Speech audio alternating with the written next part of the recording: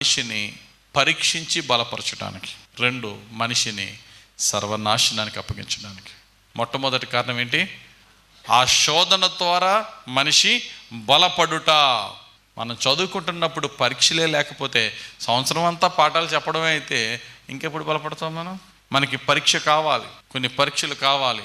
ఆ పరీక్షలు మనం ఏమవుతాం? బాగా ట్రైన్ అవుతాం, సిద్ధపడతాం. పరీక్షల తర్వాత చాలా మంచిగా మనము షైన్ అవుతాం. కాబట్టి మొట్టమొదటిగా మనిషిని పరీక్ష చేయడానికి అది ఎలా చెప్తున్నారు? బైబిల్లో ఉన్న కొన్ని ఉదాహరణలు తీసుకుందాం. యేసు ప్రభునే ఒక ఉదాహరణగా తీసుకుందాం. యేసు ప్రభు ఈ భూమి మీద 30 సంవత్సరాలు బ్రతికిన తర్వాత ఆయన బాప్తిసం తీసుకుని 30వ ఏట ఆయన సువార్త జీవితాన్ని ప్రారంభించారు.